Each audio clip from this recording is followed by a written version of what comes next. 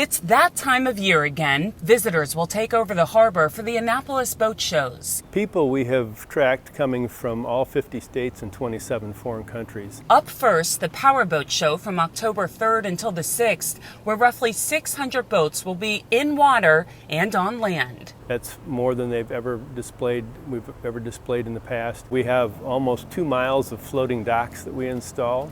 We put in 60 temporary pilings. We bring in a whole city full of tents, and so that now it takes up virtually all of downtown. This year stands out. It's the 50th year for the United States Sailboat Show, on display the following week from October 10th until the 14th. Take a look at then and now. So I was at the first boat show. I was selling rain gear. In 1970, Meg Hutchings worked alongside her father, one of the original owners of Fawcett Boat Supplies, located on Compromise Street at the time.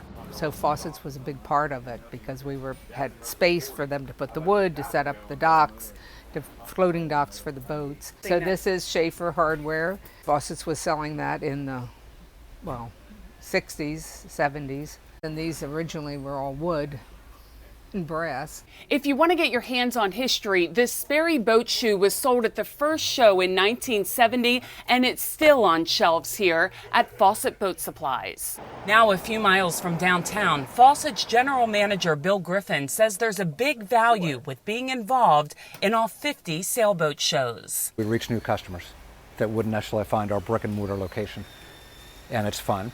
And it's a good sales opportunity because there are people wandering through the show and they want and need things. The general manager and president of the shows, Paul Jacobs, says there might have been around 50 boats in the beginning, the first in-water sailboat show in the country. In a little town like Annapolis in the fall, when the sailing season's over with, how could that possibly succeed? Well, what happens is that the people come here from around the world now, around the country though at the time, to place their orders for a new boat, and then during the wintertime, the manufacturers would manufacture those boats and deliver them to these customers in the springtime. We got some old pictures from Annapolis yacht sales showing the former owner dressing up as a gorilla, getting in the water, and throwing frisbees with money attached. He was a crowd stopper. It's definitely worth the trip down. Bay Bulletin did a FaceTime call with Andy Correa from AGA Correa & Son, located in Maine. They sell nautical jewelry. His dad came to the first show in Annapolis,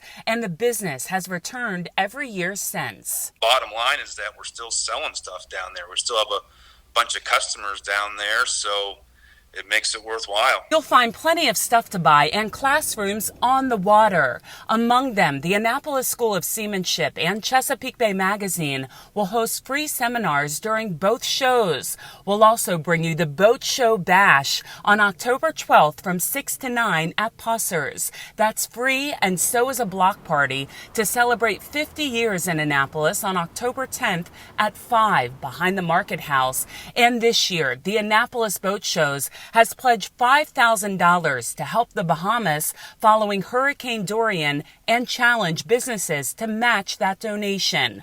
All donations will go to Team Rubicon USA, a nonprofit disaster response organization made up of military veterans. You'll see a truck backing down in the background there. Trailers are being set. All of our big gear is being brought in. Several people will be walking around with the history of a show that keeps growing. It'd take you 3 days to go through it, where then you could go through in one day and was one tent. For Chesapeake Bay Magazine's Bay Bulletin, I'm Cheryl Costello.